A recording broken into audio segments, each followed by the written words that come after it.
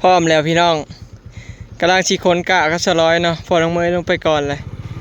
คนกะคนละคันรถซาเล้ง2 คันพี่น้องเสียลงไปไหวมือฮือดำหน้าเนาะคนไปปลาไหวพี่น้องนี่เต็มรถสบายดีเด้อพี่น้องสบายดีปัจจุบันทุกคนเนาะสบายดีรอบบ่ายไปเย็นกะมันตายแดดฝ่าคนลงไปไหวก่อนให้น้ำมีน้ำพุ่นละเอ้ยอันดีๆเด้อเฮ้ยนี่ขาเท่ๆนี่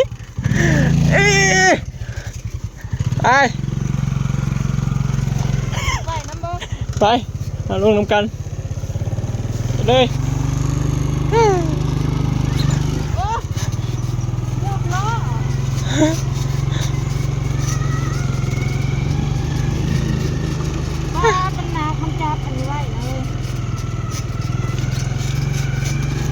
แมนบ่คนโลกะเอาได้คนโลกะร้ายเลยนะพี่น้องคนงานมาเลยเนาะเมทัลลี่กับโลกะเตรียมนำหน้าพร้อมกันเลยพี่น้องโอ้เมทัลกะเราน่ะยังบ่ยาวเท่ากะเฮาเด้กะเราตกกำลังเฮาเฮ็ดเล่งเลยแงง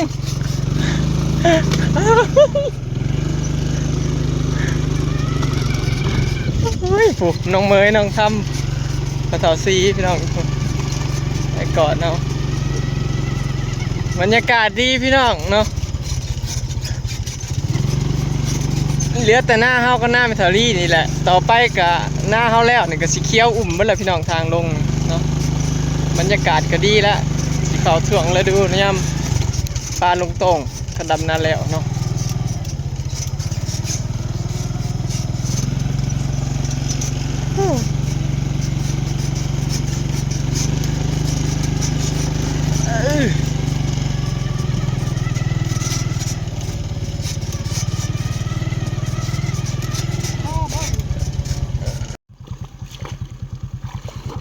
คนกะลงวันนี้พี่น้องเขากระชิมมาดำวันนี้ก่อนเลยพี่น้องนี่บอลเขาเคยดำลงมาก่อนนี่เนาะเดตะเขตไฮนัทลงมาไปเรื่อยๆพี่น้องจนหอดผู้หอดหน้าสลอยผู้แหละทางพุ่นนะไว้ดำน้ำหลังเนาะดำบัดท้ายทางนายาวพอดีเขากระลกกะอยู่นั่นแล้วก็ดำอยู่นั่นเลยดิ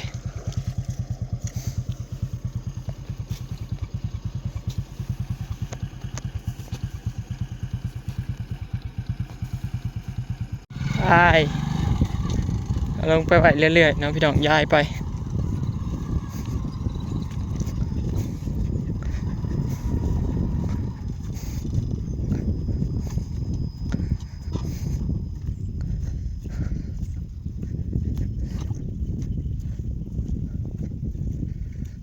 พูดน้องเมย์น้องทำ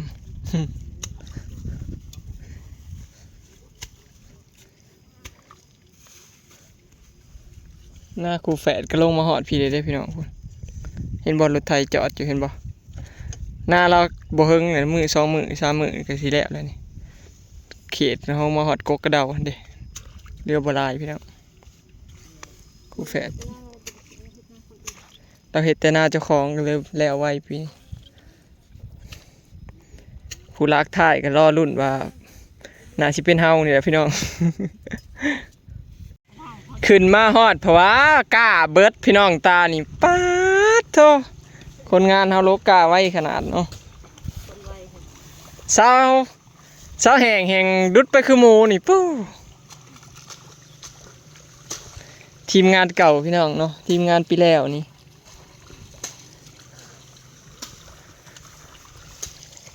รอบนี้ได้6 คนเฮา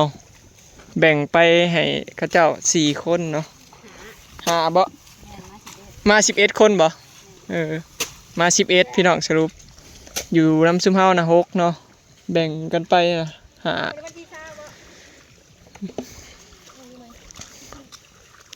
คนเก่าจะคน3เนาะแม่นบ่เสาแห่งเบาโหยเบาจ่อยคนใหม่3พี่น้องผัวเสาแห่งน่ะบ่ได้มา เตาบ่ได้มา บ่าวเตาบ่ได้มาสิมีแห้งโลกาอยู่บ่แห้งปีนี้ มีแห้งแล้ว บ่มีขู่เคียงกายบ่มีสามีมานำนี่โอ้สาแห้งนะปีแล้วเราโลกกายกับแม่น้องเมยน่ะจนแล้วเบิดถงพี่น้อง เราก็ดำจนแล้วเบิดถงเราลกให้ปีแล้วนี่นะ ปีนี้สิไงว่าพวกเป็นมานะ ปี ปีนี้สิได้อยู่ว่าผัวบ่ได้มานำแล้วโลดขนาดนี้ผัวมานำแล้วลกไว้มีกำลังใจขำมากแล้วก็ผัวอ่อยเอาบ่ พวกอ้อยอันนี้ เนยสะแหงแล้วมาตลอดพี่น้องจนสนิทกันพุ่นละเนาะมาคู่ปีกันเองเลยเนาะ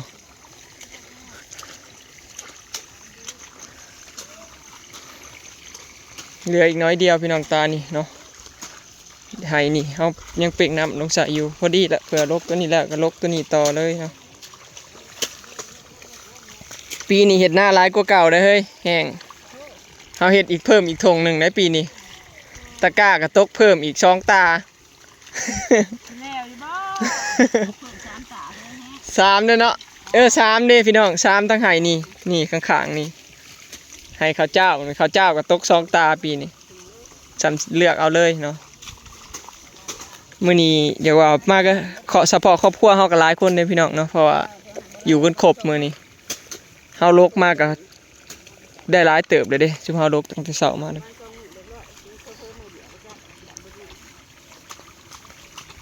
ลก2 มื้อพี่น้องลกมื้อนี้ก็มื้ออื่นเนาะ โอ้เต้คันถูก คันได้กล้าหลายกับ ดำก็ให้ดำแล้วเต้ อืม โลกอะเอาดำให้ดำ แล้วแต่คนงานจ้ะคำพูดเอาเพื่ออยากได้ดำกับมืออื่นก็ด เบาจ้อยเบาห้อยบ่อยากโลกเด้ ำอืม ดำนะให้เขาเจ้าดำ ให้บ่จอยบ่โหยดำไปซะถ้าเราอยากดำเป็นไงจอยเนี่ยอยู่นี่มีแห้งอยู่บ่ไปอยู่กลับบ้านนะอยู่นี่มีแห้งอยู่บ่ได้เมียแล้วบ่ยังถามมาลาบ่ กำชับคนงานดูปัจจุบันยังบ่ได้พูดเรื่องน้ำ อันหู้เลยพี่น้อง มาใหม่นี่ นี่ผู้มาใหม่นี่ซื้อได้ไร พาดก่อน ซื้อได้ไรโต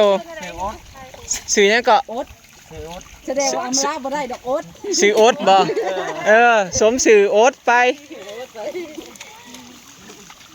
เด้พูดนะเด้ซะพูดเด้พูดทางหลังเด้ซะ เบายังแห้งนะ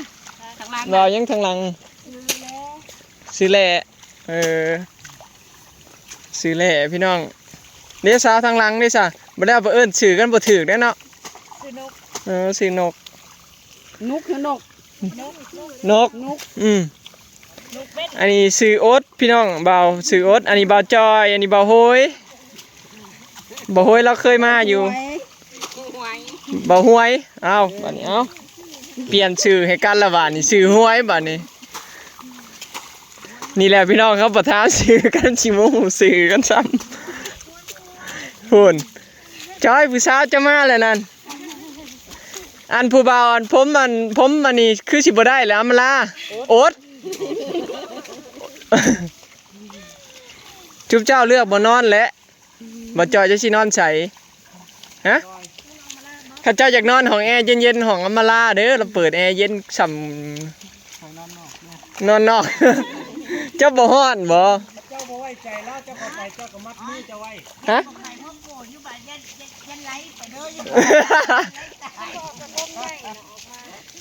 เด้อปีนี้บ่เอาได้แก่กันไปซักยาแล้วล่ะแก่เมื่อส่ง พี่แล้วนี่บอยแก่ไปซักยาพี่น้องคนงานไข่แก่ไปซักยาแล้วมื้ออื่นเช้าแก่เมื่อมาส่งไข่แตก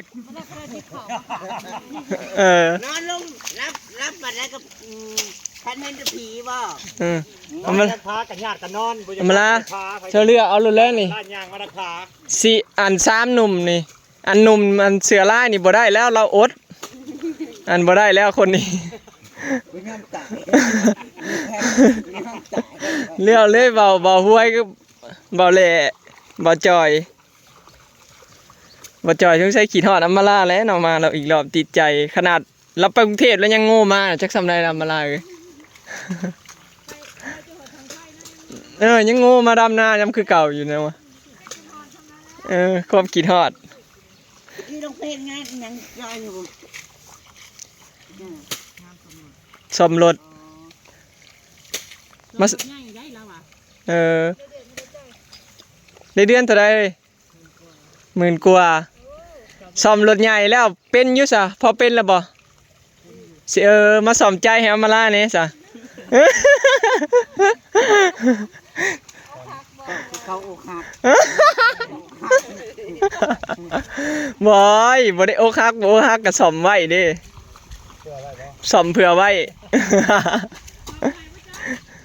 เสกรถยังเสกได้เนาะ ดอกเช็คได้ตลอดคน อ๋อคนเสกบ่ได้อะ อย่ามือแรกใจมาจอยเช็คช่วงล่างให้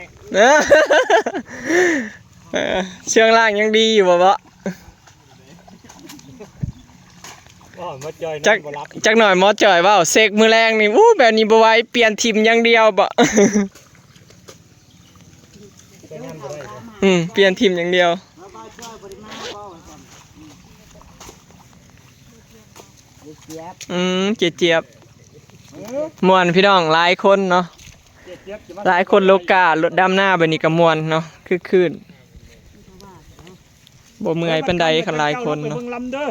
อย่ามันพุ่ โอ้ ง ย แช่น้ำลึก สาวแหงนะป้าดเราโลกาเก่งเด้พี่น้องเนาะเราละเก่งสุดเรื่องการโลกาเราบ่ค่อยดำหน้าดอกเรามีแต่โลกาเราถนัด แล้วเขาบ่จอยเขาสิโลกกะบ่ค่อยโลกกะบ่ได้ เออ ดำหั่นเด้ ดำกระด เฮาก็โลกไผแน่สิดำเมื่อยบ่ดำลองแองกะนี่ ฮะ มือสิดำเพื่อนเรา ำว้าวไป เราอยากดำแล้วสิโลกกะสิดำน้ำมื้อดำแล้วสิดำนั่น ไผได้สีดำเอาจักคน เพราะว่าเราก็บ่อยากโลกกะโลกกะบ่ได้ เขาโลกาบ่เป็น ใส่ขี้แหงในแหงโลกกะไว้มารับโลกกะ อ้าวโตกับบักเต้าบ่มาโตกับตีชนิดตีกับอีแหงหมดจ้อยแล้วเฮ้ยยังกะยานะตอนนี้น้ำกันก่อนเฮ้ยสิ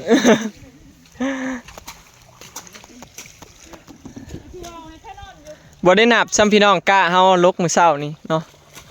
เฮาลกมื้อเช้าบ่ได้นับซ้ำ ไล่ดำกระดำตีโอ้ย บ่มาเดี๋ยวไหนแผ่นดิน แผ่นดินไหวก็ ว่าให้ปักกงแห้งให้แต่ บ่จ่อยปุ๊บแผ่นดินไหวมา ว่าให้เพิ่นเฮ็ดตึกถล่มยอดตายพี่เนาะมาไว้แล้วเว้ย บ่จ่อยเพราะว่าคันสิตายก็ให้ได้ลูกได้เมียซะก่อนได้บ่ถึงตาย ตายย้อนน้ำมาลาใครก็ตายย้อนตึกถล่มบ่ ได้เมียกระเทินบ่ได้ลูกเลยเฮ้ย หาขอลูกมาเลี้ยง ไปลูกกระจดเอาไปใจ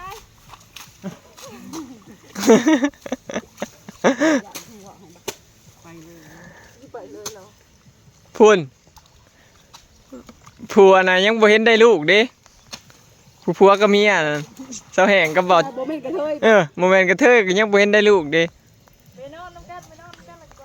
โอ้บ่ได้นอนนำกันเลย นอนคนละมุ้งบ่โอ้ยตายแล้ว บ่เชื่อดอก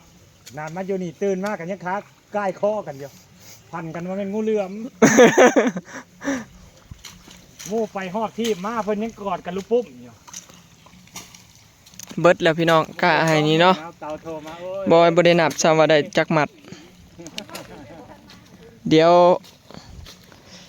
รอรุ่นว่ามื้ออื่นนั่นมีผู้ใดแน่ดำนาเนาะพี่น้อง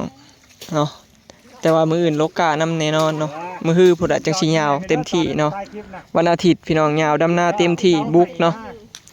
โอเคเนาะพี่น้องคลิปนี้ก็สิได้จบไว้ส่ำนี้เด้อเนาะจังได๋ก็ฝากเป็นกำลังใจบ่ขามโฆษณาให้เด้อเนาะพี่น้องไปแล้วสบายดีมื้อนี้อีแม่ก็ออกมาได้อพี่น้องป้าลานไว้กับป้า200ฝากป้า200ไว้เลี้ยงไว้อลิศปีหน้าพุ่นละจังสิได้มาลอยขี้ต้มน้ำน้องทำไอ้ทำ